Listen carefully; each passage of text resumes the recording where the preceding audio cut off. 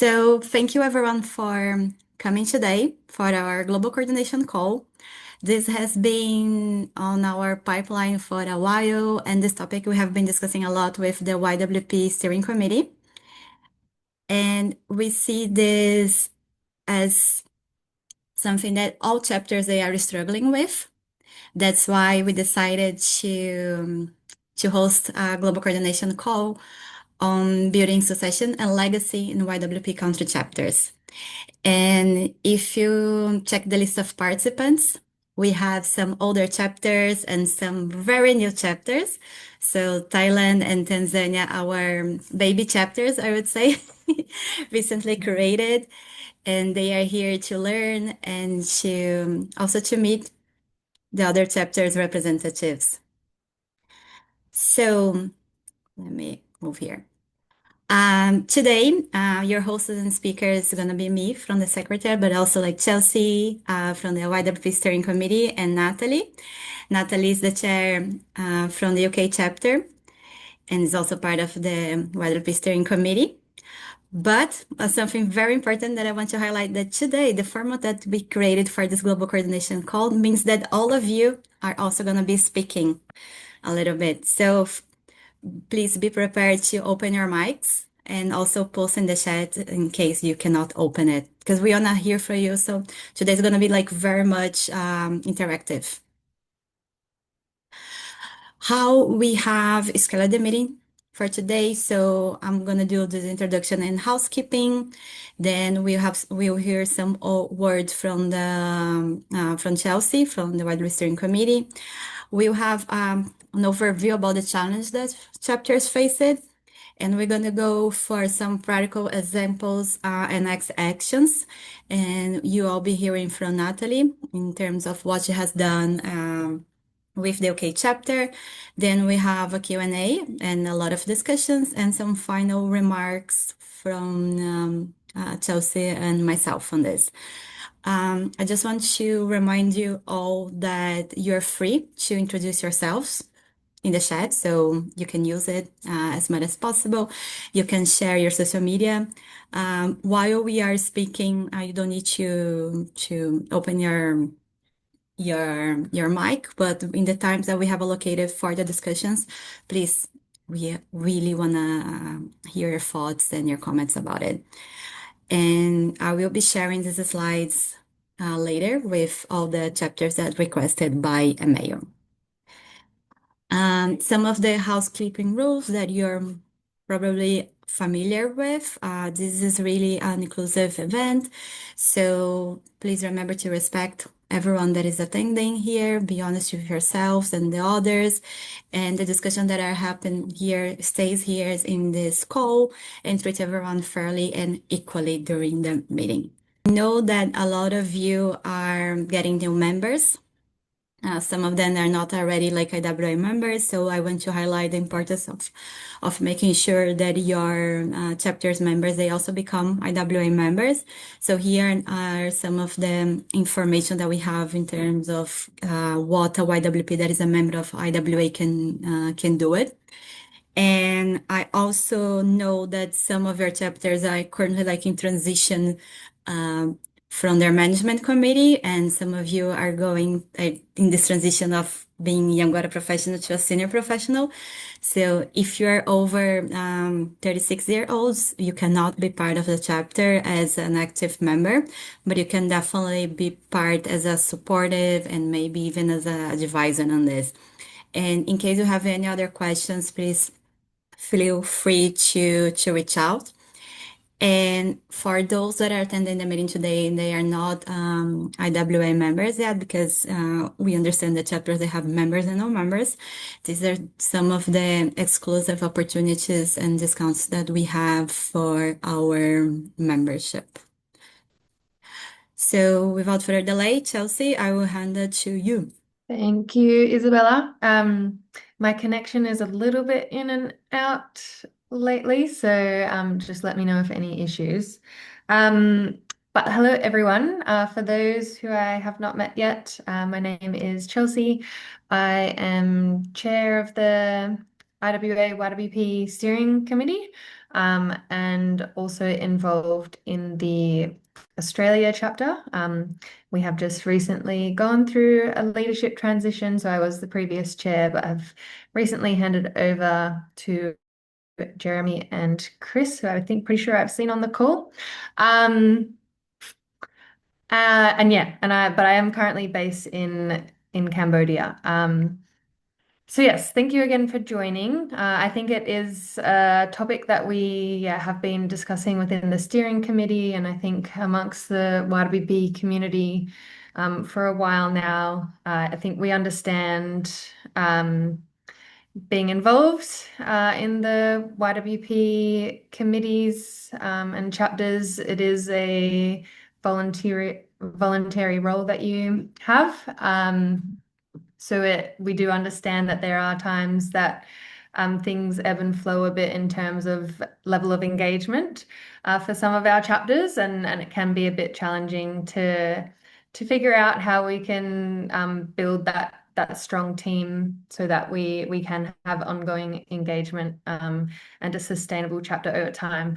But like as Isabella said, we've got people joining us today who are from chapters who have been going on for a very long time. I think what's our longest? Over 10 years, 12 years. I know the China chapter recently celebrated, and we have others who are over 10 years running as well.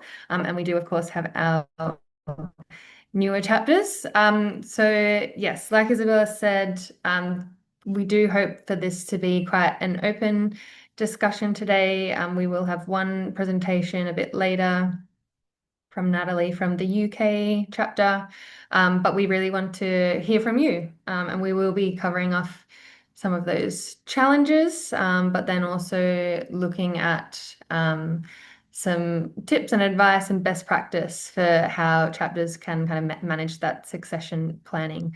And hopefully everyone on the call today can take away some key actions for implementing within their chapters going forward. So yeah, please, like Isabella has said, please make sure that you're speaking up throughout the session, sharing your experiences, because we'd love to hear from you all. Thank you. Thank you, Chelsea. So let me go back with our presentation. Okay, can you all see my screen? Yes, a little Yes, bit, yeah. thank you. Okay, so this is the first part of our presentation in terms of the challenges that chapters are encountering. And this is our community of YWP's country chapters all over the world. So we are growing. We are a community that is growing spontaneously in IWA, and this highlights the importance that the community has in the association. And as Chelsea highlighted, and I already mentioned, we have chapters in different stages. So we have chapters that are over 10 years. Have chapters that were recently created, and they have been facing issues depending on the stage that they are. But we also notice that this part of ensuring a smooth transition between the leadership is something that all chapters faces because the commitments that you have within the chapter is on volunteer basis and life happens. Sometimes you have more time, other times you have less availability. And this can impact the transition and the succession in terms of the leadership that you have within your chapter.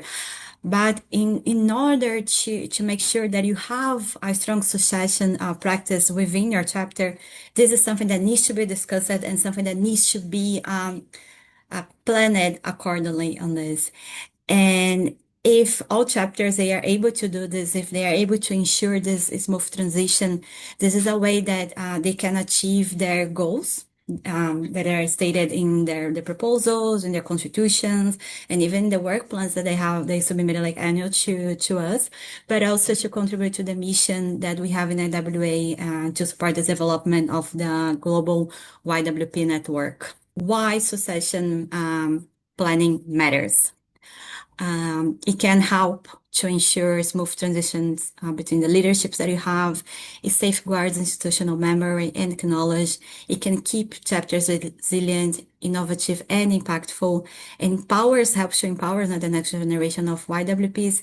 And as I mentioned, it is aligned with IWA global mission. What I can share in terms of this planning for chapters. And this again, in what we do, especially with the YWP steering committee, is that the transition is something that is very planned on this. We make sure that we prepare, for example, a handover. So every time that we have the elections, which by the way, we are going to have one next year, this is something that is planned like 6 months in advance to make sure that we understand like lessons learned from the previous committees, what are the challenges and how we can keep this going. And again, this is part of our global mission in IWA. And just a quick highlight on this, our new strategic plan is out. If you haven't checked it, I recommend to check it because all chapters, when they submit the work plan, the activities that they're carrying out during the year, they need to be related to the goals that we have in the association, and you can download this online on IWA website on this. So just as a recall with our new strategic plan, so we have matters related to uniting voice for water sustainability, leading the change, the charge for sustainability, tailoring the content for the global water sector. A lot of the discussions related to advocacy and collaboration and leadership development. So young water professionals, they permeate all these goals that we have with our new strategic plan. We understand that it's important, but we have several challenges. So leadership transitions is a challenge. The structure handovers, not all chapters, they have this. Most of the chapters, they face issues when it comes to have a smooth handover. Some of the chapters, they lack documentation or even institutional memory. So, for example, sometimes they have a very active committee, and then the committees, for some of the reasons, they stop being active, and then there's no one to take over the role. We also notice that some of the elections that are being held by chapters, they are not being planned accordingly, or even following what is stated in the chapter constitution. Some of the chapters, they don't have internal guidelines on how to continue this transition. And again, there is also possibility of conflict of interest when it comes to succession and legacy planning. Now I have my first question to the chapters present here. Who wants to share a little bit in terms of the challenge that your chapter faced during leadership transitions?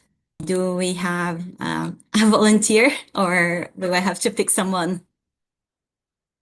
I've got a quick few comments. So Chris Lee here from Australia, and Hi, I'm stepping Chris. in from Chelsea's shoes. And one of the struggles I've had coming into the IWA as the Australian chair with Jeremy is that there's quite a few processes involved with IWA that it takes a bit of time to get your head around, such as what the official governing rules are, what we're meant to do.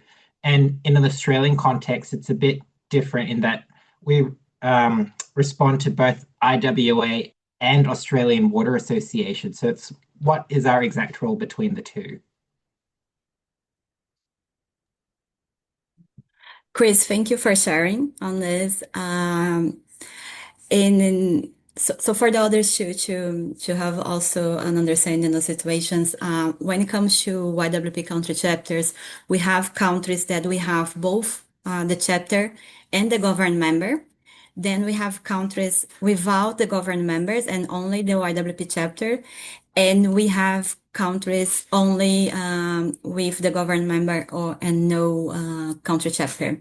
The relationship between country chapters and the GMs, the governed members, they change a lot around the world. So we have countries that they are working really well together, that they are supporting, others not so much. And this is something that we are trying to address. This is something that was a topic that we discussed during the last government assembly that was hosted 2 weeks ago here in London. And Natasha, which she's the vice chair of the YWP steering committee and also the chair of the Zambia chapter. She did an amazing presentation about this topic. So, spoiler alert, this is something that we are going to be discussing a lot, both with the chapters and with the government members. But so far, we noticed this issue. Chapters, they have to report sometimes for both organizations. And Chris, is not something easy to do. And the onboarding process is also different from countries to countries, I would say. Then we have Aniki and then Bokazi.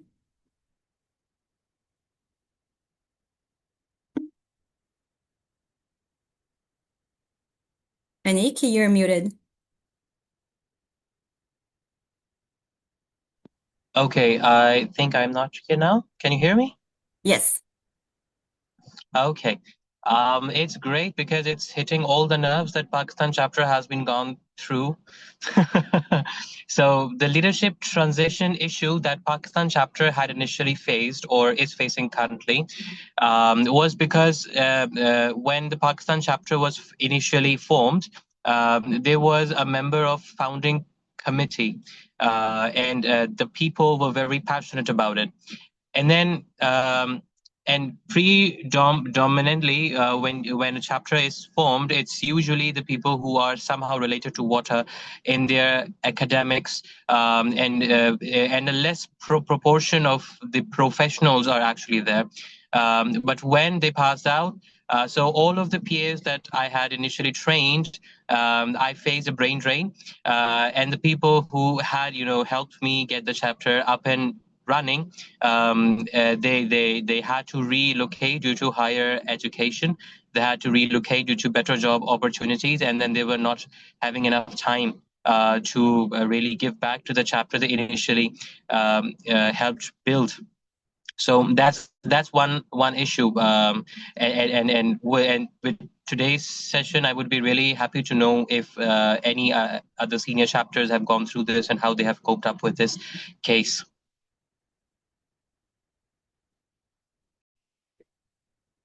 Thank you, Aniki. As all of you can see, this is a topic that is affecting chapters. I'm not like lying from my side in secretary. We have like a proof from a chapter stating what is happening. Bonkazi. Hi, Isabella. Thank you. I feel like one of the problems that we're facing at South Africa was like the handover between chapters to chapters. Sometimes there's no smooth transaction or handover of that. And now, when you're coming in as a new person who doesn't understand what is the organization, what's needed from you, and how we can work hand in hand as a young water professional and also in the IWA. So there's that gap of transition between the two and not having like a proper understanding of what are we building, where does IWA come into the young water person, what is expected from us as the individual, and also trying to transit as a student and also in your early career, how is it building up for my life? So I think there's literally less understanding on that between the two links, which we're currently facing. Because even when you're trying to explain to people, okay, we're young water professor, we also have EWA, but they were like, what does it do? What am I gaining from it? And also with us, sometimes we're like, there's less training to try to understand what is expected for us. So there's that gap that we're currently facing. Thanks. Thank you, Bonkazi. Bonkazi, can you share a little bit, because you mentioned like chapters within chapters, so the others can understand a little bit of the structure that you have in the South African chapter, because you have the regional representatives. Yes, we have different representatives. We have like 9 provinces. Then in each we have chapters. In each chapter there's like each province has its own activities that they currently plan, but you may find out that most people at Gauteng, for example, they have more knowledge compared to other provinces because of it's divided. And now there's like a big gap between, okay, this other side, it's becoming more active in terms of activity and it's getting a lot of support, but the other side is not getting any support. So it's like, how can you transition, make sure both province as South Africa, they probably working hand to hand together. There's no one whereby it's getting left behind and the other one is progressing and improving. Yeah. Thank you, Mokase, for sharing. Yeah. So you can also see that the structure within the chapters, they can change according to the country. In South Africa, they have the regional representatives, and they all report to the central structure of the chapter. This is not a structure that is, for example, what we have in Brazil. So chapters, they do function in a different way. They have different structures, and this challenge can affect all the structures that they have. So I will go back to the presentation, but for the others, if you also like face challenges within your chapter doing these leadership transitions, please start like typing in the chat. I know that the YWP steering committee, they are taking notes of it. So feel free to add your contributions in the chat while I go back to the slide presentation.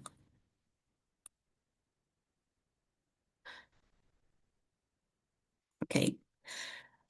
So now I have another question for all of you. How do you identify and prepare potential future leaders within our chapter? When Anik was sharing the example of Pakistan, he mentioned that some of the people that he was like preparing and nurturing for being a leader within the chapter, they had to move, and he also mentioned like a brain.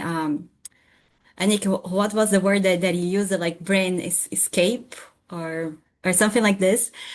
But this happens. So how are you nurturing these potential leaders that you have within your chapter?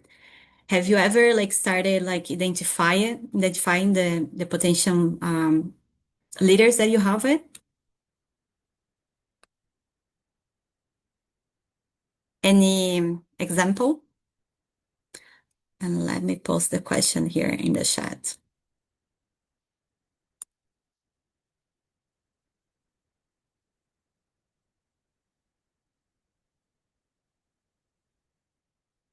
So no chapter is preparing and identifying future leaders within their chapter. Okay. Linda? Good afternoon, everyone. I hope I'm audible enough. Am I? I need someone confirm. Thank you. My name is Linda Tracy, YWP, Uganda chapter. I am a representative. I'm actually here. I'm a member. I'm an active member. I just came to represent our chapter. I would say one of the things our president or our committee is doing to prepare us, the members, is now like here. I've been told to participate in this meeting. I'm sure I'm picking one or two things that I could pass on to my fellow young water professionals. And yeah, another thing is being mentored properly. We are being involved in so many activities by our leaders, and I believe that will help us push not only our chapter, but if other chapters are also picking a leaf from that, it can keep it moving. Yeah, thank you. Thank you, Linda. Regarding the Uganda chapter, the chapter went through a structure process 2 years ago, if I'm not mistaken, and then we have a new board of members, and they are quite active on this. Ashton, I can see your hands up. Yeah. Thank you, Isabella. Good morning, good afternoon. I'll say good day to everyone. I will speak more general, but at the same time, I will speak, particularly for South Africa. So one thing we do is to, expand the leadership structure, and again, Africans have a tendency of not leaving office, so we like to put a term limit. That's the second thing. So you become a chapter lead, for only a maximum of 2 years. And thereafter, if you want to stay in the committee, allowed for the next year, so 4 years maximum, but on different roles. So I think it's quite important to have more of, a well-established terms of reference, for your chapter, so that and you're able to recycle. Because if you don't recycle, people just enjoy being termed the chair or the this of this chapter of a certain country, and being in such platforms, but not actually bringing anything or doing anything for the chapter. And when that person leaves, then you are rest assured that that particular country chapter is dead.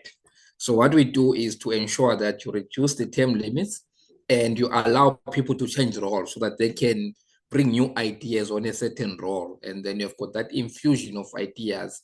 And for continuity's sake, we advise recruiting people earlier. So even if your country chapter has got 10 positions, but always try and open it up to other people that can come in probably as an event leader or a champion or something, so that when you're a marketing lead, that particular person will support you, in doing marketing. But when you leave, it's easy to pass on the baton and stick to the next person. So that has been really working well. So I think it's exactly what Linda has said about mentorship, that when I was the chair of staff, I was the vice chair first, then I became the chair. So for 4 years in total. And then I had to stay for another 2 years because of the terms of reference as a mentor, to the new lead, which was Anya, when I left in 2024. But you need that particular, emphasis on mentorship. Bring people, invite them to come join webinars and things like that. Then from this space now, we can see the energy and the passion in individuals. Then the time comes to change the committee, you approach them. Hey, you seem to be quite interested. You've contributed a lot. Do you want to join our, structure and stay on? Then it's always easy for us to see people, actually agreeing and becoming part of the chapter. Yeah. Thank you, Ashton. I like that you mentioned about the importance of the TORs. In case your chapter doesn't have a TOR, in terms of reference, we do have in the secretariat a template that we can share in terms of the positions and even the responsibilities of each one of the steering committee members. And if your chapter doesn't have it, I can share the template and you can use it to develop your chapter TOR. CJ? Thanks, Isabella. Can you hear me? Yes. Yeah. Okay. I'm CJ from Thailand chapter. So basically, to identify potential future leader, that's my first task as a leader of the chapter, to be honest, because I first need to make sure that once I finish my terms in 2 years, there will be a team who can continue this work that I have established. So how do I identify future leaders? Of course, I'm looking for those who have a strong passion to contribute to IWA chapter, and also I'm looking for those who understand IWA identity. And the next question is like, how do I prepare future leaders? I think I would like to answer to this question because I don't think it's the right way to only prepare one leader, one chair. I feel like the most important point is to build ecosystem in such a way that they will have a team that can help each other to run. So I'm currently preparing a whole team of like at least 2 to 3 leaders that can help each other, even if I'm no longer affiliated with chapter after 2 or 3 years. And I'm trying to prepare. I'm trying to identify potential resources that can help them to run the chapter even after 2 or 3 years. Yeah, thanks. Thank you, CJ, for sharing the plans that you have for the chapter. And CJ and the Thailand chapter, they're going to be hosting us in Bangkok later this year. And they'll also be taking part in the Emerging Water Leaders Forum. So there's going to be a lot of engagements for YWPs attending the Congress. And we are super excited to see the new chapter and also how they will be receiving us in Bangkok. So the three examples that we had here, they highlight the importance that we have in nurturing the future leaders within your chapter. And CJ, I also like that you mentioned that it's not about nurturing one person, but making sure that you have more than one, that you keep like growing. And this is something that we also do with the steering committee. With the steering committee, for example, in the position that we have as chairs, only someone that was part of the previous committee, they can put themselves forward as a candidate for the next chair. So we make sure that we have this transition, and the knowledge that they had within the previous committee is also present in the future committee on this.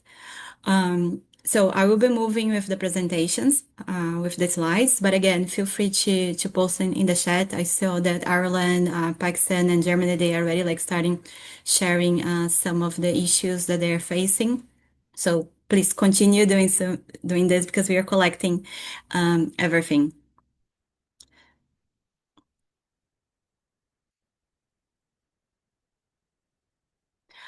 Okay, now that we talked about the challenges, I want you to focus in terms of particles, examples, and next actions that all chapters they can take as a guidance, or maybe even to get some ideas on what to do.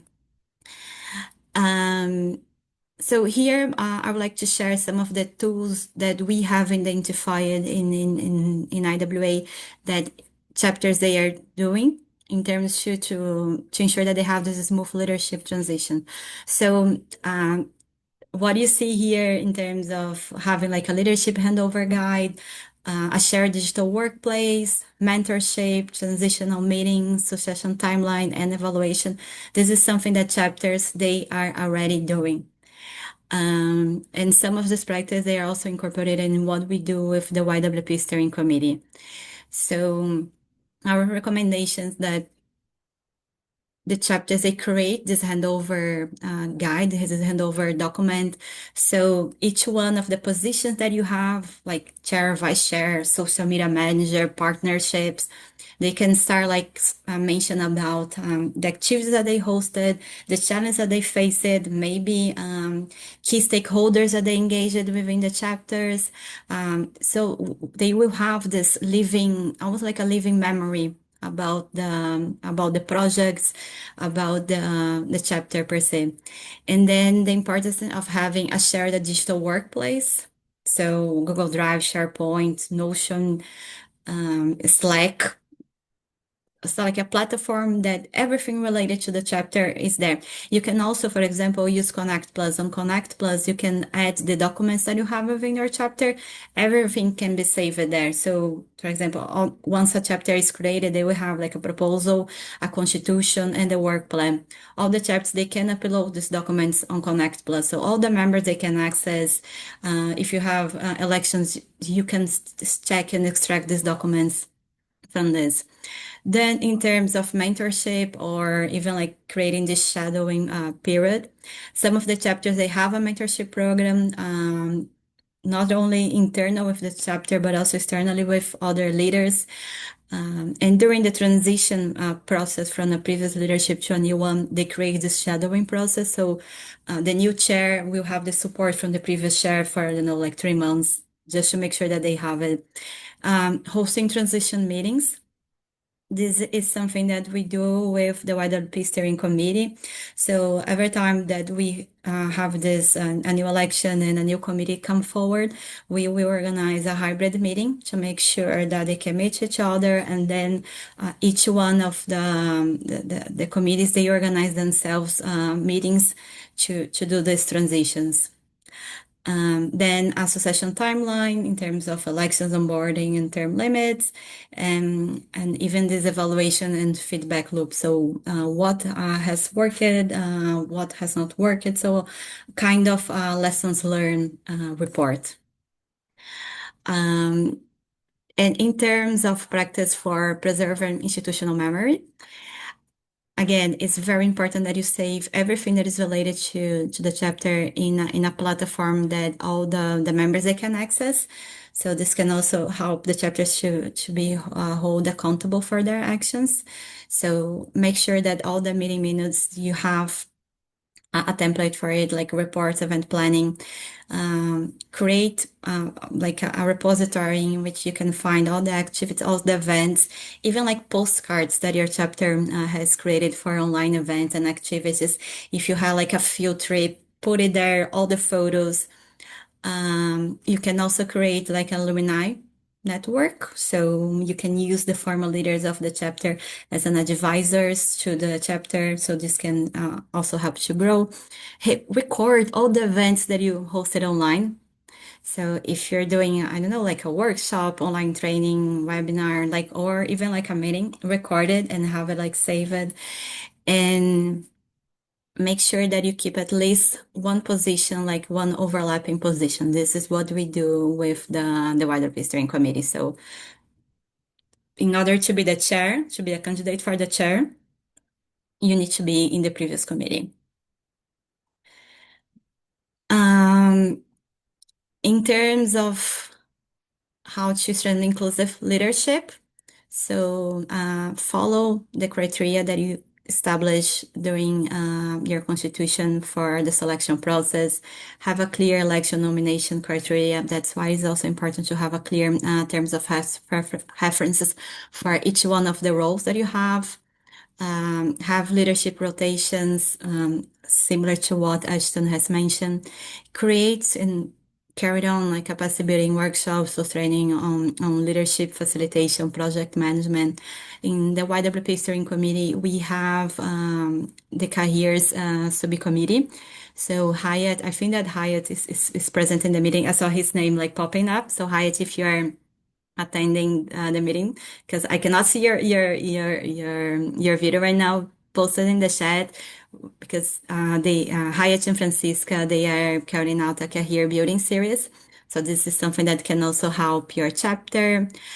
Again, in terms of the mentorship and even like this buddy system. So once you have a new member coming up to your chapter, make sure that he will have a really nice onboarding process, and then he will have like a buddy, a figure that he can always reach out in case he have like questions or comments.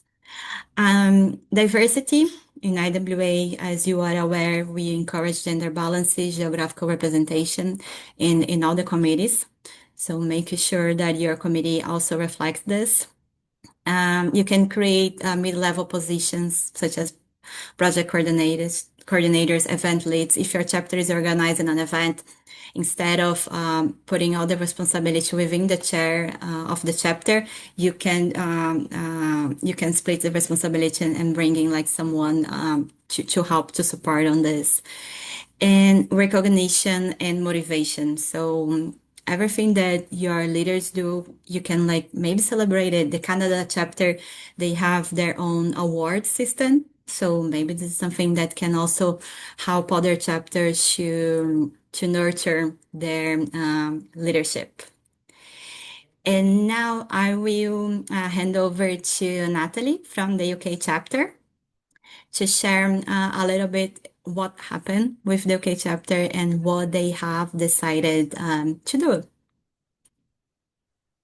Thank you very much, Isabella, and thank you so much everyone who has contributed your thoughts and your opinions and how things are going in your own country, in your own area in the chat. I have been listening attentively to make sure that I can help address some of those comments that you have been discussing in the chat, which maybe haven't been 100% responded to yet, with some of my own thoughts and my own past experience of what has happened. My apologies, I've not got any slides for you today. I'm not as prepared as Isabella, sorry. It was my birthday last week, so I took some annual leave and then had a whole bunch of stuff that I had to catch up on in advance. So apologies, you've got to stare at my face. So before I begin, I am fortunate to be a native speaker of English, so please do feel free to message in the chat if I'm going too fast and I need to slow down, because especially when I get excited, I speak very fast. and thank you very much for that. And I am aware that sometimes I speak too fast. So do just let me know. I won't be offended. In fact, if anything, I'd be grateful for you to let me know. So I'm going to be discussing some of the steps that we've gone through recently within the United Kingdom, within the UK, and some of the reasons why we've gone through those steps. So firstly, I'm going to explain some of that background context to the UK. Within the UK, we have a lot of professional bodies, so many professional bodies, almost like the opposite case of Australia, where there's one almost like you could say professional body that kind of exists. We've got so many. We've got the Royal Society of Biology, the Royal Society of Chemistry, the Chartered Institute for Water and Environmental Management, that's SIWEM. We've got the Pipeline Industry Guild, Worshipful Company of Engineers, Worshipful Company of Water Engineers. There's so many of them out there that there are actually very few individuals who know of all of these organisations and what they are and what they do. I'm sure Isabella is one of those people who knows them all, but I myself don't even know every single one of them. So there's a lot of professional bodies within the UK, because we have had water engineering of some kind of description since what we call the Victorian era. So for over 100 years, we've had distribution pipes in the ground, and we've had groups of engineers who, there were these clubs that they could pay money to be part of to prove that they were an official engineer. So we've got a really strong history of lots of engineers and lots of engineering societies. So that's a little bit of context. Due to this, the IWA Young Water Professionals, the IWA YWP for the UK, we've actually only got around 30 members. So we've got very, very few members actually when you look at it.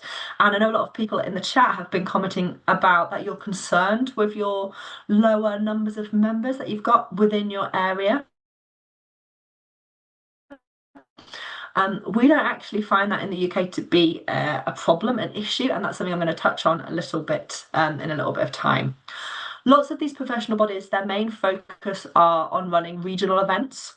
So they divide the UK up into lots of smaller lumps, normally 8 lumps of country, and they run local events for that lump of country. So whereas with the IWA, we might have a UK chapter or a Swedish chapter, within the UK, we've got a Northern chapter, or and those chapters then organise lots of regional events. What is our main efforts that we do are organising one annual conference a year, and that's because we don't want to compete with all of these other professional bodies that are running their very regional events. So that's why we run one conference for all UK young water professionals a year. It's attended quite well, so minimum numbers we normally get around 70 people attending. Maximum numbers we generally have 150 people attending. The reason why this conference is different is because we really draw on sponsorship and sponsor companies and organisations to make sure that the registration fees to attend are as low as possible for people coming along. We also do things like the conference itself is just one flat cost for young people. So there's no having to pay extra to attend a gala dinner. There's no having to pay extra to attend a site visit or a social. It's all included in the price of the conference. It's generally a 2.5 day conference, with that half a day being some kind of site visit. Normally there's multiple site visits on at the same time. And the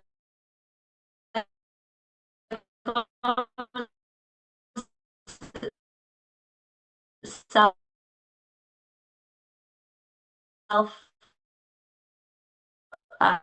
those leaders across the sector, but for the most part the conference is young water professionals presenting, and that's a little bit different from most conferences within the UK, which are generally a mixture. Some universities run conferences with just young water professional speakers, but normally it's just students from that university. There's also not really a lot of opportunities outside of this conference for people who are young water professionals but who are not students to present.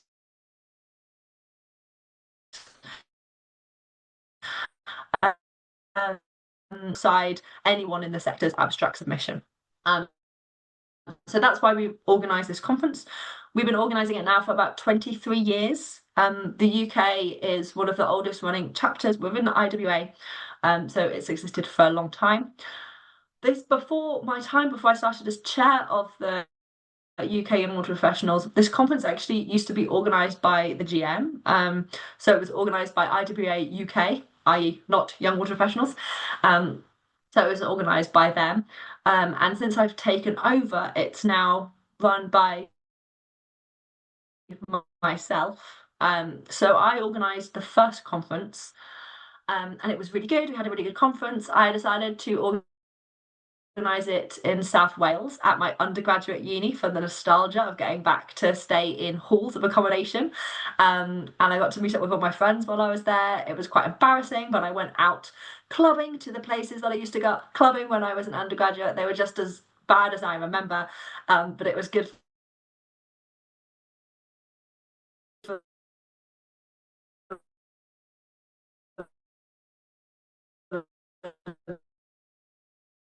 nostalgia.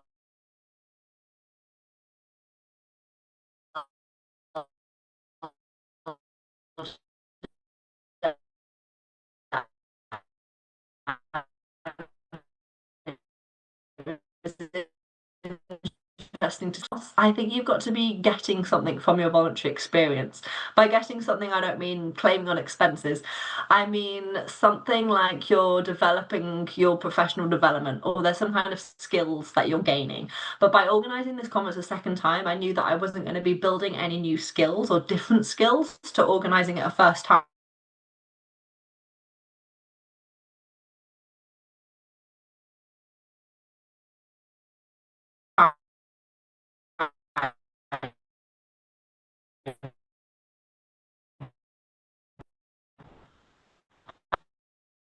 I was just going to.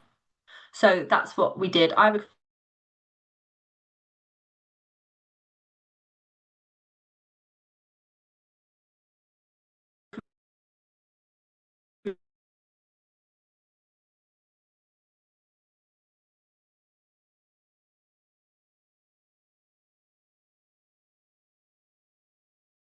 recruited a chair. These volunteers who we were recruiting for were only there to organise that conference to continue. They could do if they want, and they could take up a different role if they wanted. It was also really helpful for these volunteers having a fixed aim in mind, organising a conference. I think it's really difficult, and most of you will know this already. If you're going into a new role, but it's not been clearly described to you what your role is, or what your actions are, or what you're supposed to achieve as a group, you're just supposed to, I don't know, make young water professionals happy. It's really difficult to achieve that aim. If you've got a really clear aim, like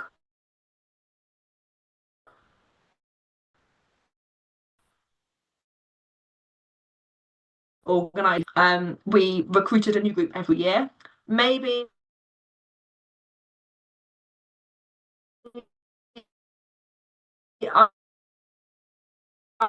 I should few IWA members.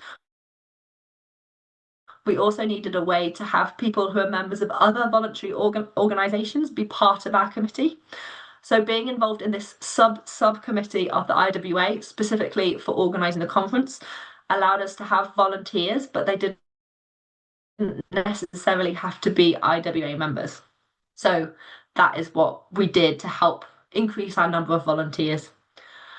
So that was the plan, and that happened for a few years. That happened for maybe 3 years, I think, with a different chair organising the conference every year. We've now got to a point where we have what we call a leadership committee for the conference. So we've now got 4 past chairs, including myself, and we all come together to help the new chair get into their conference organising role. We've got one past chair who's not willing to be part of that group, just because she's had enough, she's tired, and that is absolutely okay. They've not got to be, we don't have meetings, we just have a WhatsApp group, and that's all. And whenever the current chair is struggling, maybe the times are looking tight, or they need some advice, or they're just concerned about how things are going, they can just pop a message into that WhatsApp group with us other people who have organised the conference previously,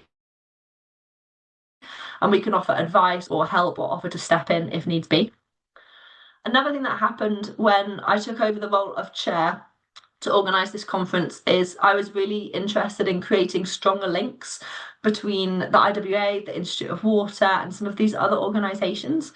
Again, I wanted us to work in partnership with them rather than in competition with them. So we started doing things like giving them a slot at the conference where they could talk about who they are, what they do. So not just having the IWA speak at the conference, but also having other organisations speak or have a stand, just to try and form those links. And we've started to get offers of us going to their events to talk about the IWA and some of the things that we're doing. So just trying to build up that relationship between these organisations. And when I mentioned about our volunteers for the subcommittee not always being IWA members, sometimes we're almost like borrowing volunteers from, for example, the Institute of Water. So we're sharing what we do as an organisation, but we're also sharing volunteers. We've only got a small number of young water professionals in the UK as it is, let alone people who are willing to volunteer. So by having these strong partner links, I feel like we're making ourselves a better organisation and a stronger organisation. So what else? So this has been working for some time. We've built up those strong links between those different professional bodies that exist within the UK. The conferences are going really well. They're really well structured. However, in terms of our actual IWA committee, it was a committee of one. It was just me. As we were coming up to the IWA World Congress, which is happening in Glasgow next year, I was receiving a lot of asks. I was also not following the IWA rules. Again, apologies, Isabella, because there's a certain minimum number of people that you should have in an IWA committee. It cannot be a committee of one. It is not possible to do everything that you need to do as a committee of one. So I wasn't following the rules, even though we've been around for a really long time as a group of people. We weren't following the rules. So to cope with this increased demand and to follow the IWA rules, I set about working with Isabella and some of the people from the Institute of Water who are well versed in writing important documents to create a new terms of reference document. We were discussing terms of reference documents, TORs, earlier in the meeting today. What this document was for us, and we created our custom one based off the general one that we have for IWA and water professionals. Our intent for this document was I wanted the people being recruited or the people doing the role of IWA UK Young Water Professionals to be able to look up their role and see what was listed underneath their title to work out what their job entitled. Again, one of the things that I'd learned from organising the conference was it's really important to know exactly what your role entails. So I wanted that to be really, really clearly written down in the terms of reference. I think the place to start, if you want an engaged group of volunteers, is on the recruitment side of things. They've got to make sure they know what they're signing themselves up for. They've got to know what the aims of that group are, how they're going to achieve those aims, what the plan is, basically. And you also want them to feel important. We actually had a lot of applicants for these positions, and I think me and Isabella did 11 interviews or something. I really regretted my life choices because I was trying to do my full-time job as normal, but I also had 11 one-hour interviews to do within 1 week. So that was a difficult week of juggling. But we had to narrow down the people who were interested because we had so many people.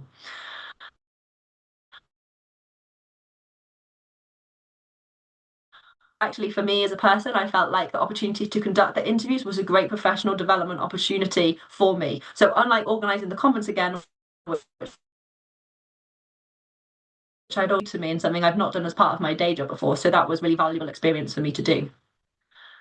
So I wrote the TRR, we got it approved, we did the recruitment, we did the interviews, and we formed a new IWA UK Young Water Professional Committee, a brand new committee. At this point, I've been chair for a number of years and I'm intending to leave, but it would have been unfair for me to have left no legacy for the people who would be stepping up and replacing me. So I'm going to be with this committee until we have achieved some of our aims that we have in place. So like I've mentioned before, there's a lot of people doing regional events within the UK. Our aim as a committee is to be able to raise money, raise sponsorship money, to send young professionals from the UK to international conferences. We also intend to raise money to send people internationally to the UK, to our UK Young Water Professional Conference. The reason why we want to do this is because we feel like the advantage of being part of the IWA compared to these other regional organisations is the Brexit happened. I'm not going to speak further about Brexit, but since Brexit happened, there's been a much reduced amount of funding available to send people to and from the UK. It's massively hit academia. Nowadays, generally, young people from the UK are only able to attend international conferences if they work for a massive company with loads of money, or if they're in academia and they've got project money.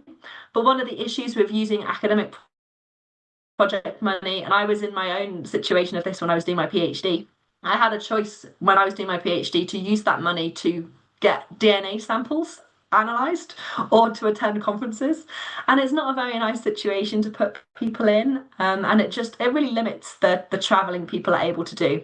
Me as a person, for instance, my day job, I work for a not-for-profit organisation called Spring. I work in innovation, but because it's a not-for-profit, they don't cover any registration fees for conference or international travel. Within the UK, I can travel. I've got to go to a lot of site visits often for my job, but I can't travel internationally using my work money. So that's what we're planning to do with this new committee, is to raise funds to get people to attend conferences and workplace exchanges internationally. That is our plan. Our first point, we want to raise money to send people around the UK to Glasgow. I've also recruited a subcommittee of people to organise World Water Camp, the third iteration of World Water Camp. And with this, what we're doing is we are raising money again to get people around the UK and the world to be able to attend Glasgow using our funds on a special programme. More details to be released later when things are all sorted out. But that is what we have done within the UK. I've got some kind of like lessons learned or summaries to go through, and then I'll open it up to any questions if anyone's got any questions. And apologies, it has just been me speaking at you in a very boring way, and I've not had any interesting slides or photos to show. That is completely my own fault and my own disorganization. So some lessons learned. Not having a focus. Natalie, sorry to interrupt. Membership. Natalie, sorry to interrupt you. Can you summarize like really quickly, because we are running out of time, but then we can continue the discussion like in the chat and also in the Teams channel that we have for chairs and vice chairs. No problem. So not having a focus on growing membership, that's not always the most good experience at the conference, and raising that money for people to attend international opportunities. So those are going to be our aims, not growing our membership. Having a broader aim or objective beyond one activity, I think, can be really helpful. Having short-term voluntary experiences for people. Not everyone can commit to a 2-year term, or it's difficult for them to commit to a 2-year term, or they lose enthusiasm or excitement.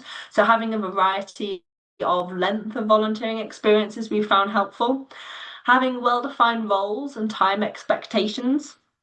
And finally, a bit like what Isabella said in her slides just then, is have a benefit for members.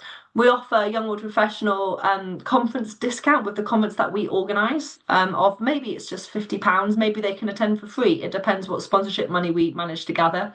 Or having a website with the volunteers' names and faces on, or tagging them and their companies in LinkedIn posts, or providing them with that international communication contact time opportunity. One example that we are doing at the moment is cycling this meeting. So it's not always the chair and vice chair who attend, but different people from the committee are able to attend to get that FaceTime with other people from other chapters.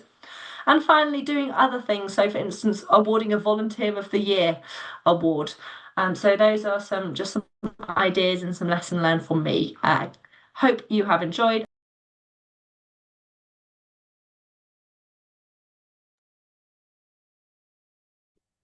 Thank you, Natalie. Thank you for sharing your experience and also what has happened within the UK chapter. I can see the comments in the chat, so everyone was very inspired with your talk, and they can even like see your commitment to it. Everyone, I know that we are running out of time, so I would strongly advise you all to keep this conversation going. We have the YWP Teams channel, so chairs and vice chairs or other chapter representatives, they have access to it. So please use that and reach out. You can reach out to me and to Natalie to and even like to Chelsea on this.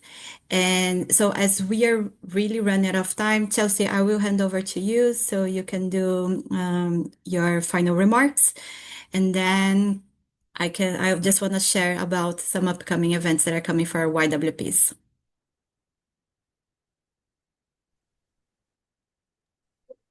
Thank you, Isabella. I will make it very short and sweet. I just wanted to say another big thank you to everyone for joining. It was really great to hear lots of different perspectives and experiences and see that the chat was pretty active as well with people sharing their challenges and insights as well. So we've definitely taken note of those.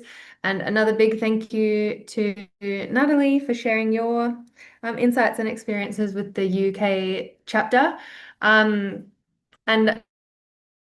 I guess, like Isabella said, for chairs and vice chairs, you do have access to that Teams channel to carry on the conversation if you have any other further questions or anything that you want to get feedback from other chapters. But also doing a plug for Natalie's informal drop-in sessions as well. Natalie, maybe you want to post in the chat the details for the next one. I just was quickly checking messages. There's one tomorrow. If I'm correct. And those are just informal sessions, no set agenda, an opportunity for chapter representatives to come along and ask any burning questions and get feedback and experiences from other chapters as well. And then just one final thing as well, from the steering committee, we do plan to host more of these global coordination calls over the rest of our term through to the conference in Glasgow next year. So if there are any particular topics that you would like to use this forum to discuss, where you've got that opportunity to connect with other chapter representatives, please, we're happy to get feedback. We have a list of ideas for future topics, but also more than happy to hear from you as chapter representatives on what you want to hear about and have discussions on. So yes, once again, thank you very much, and pass back to you, Isabella. Thank you, Chelsea. So thank you everyone for coming and for contributing to the discussions. We are very keen to hear even more from all of you.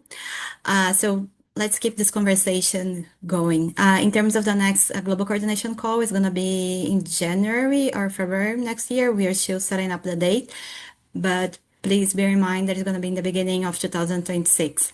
In terms of upcoming IWA events, I want to highlight about the get-together on career skills. I mentioned this before, that Hyatt and Francisca, they are organizing it. So it's in design impact presentation. So get-togethers there for YWPs. Definitely like share with your members if they want to join. It's free for joining. And that's all that I have for today. Thank you everyone for coming and staying with us over some minutes. It was a pleasure to see you all attending and bringing the discussion on succession and leadership planning for chapters. So I wish you all a lovely week ahead. And as always, if you have questions, comments, or any concerns, please feel free to reach out by email. Bye, everyone.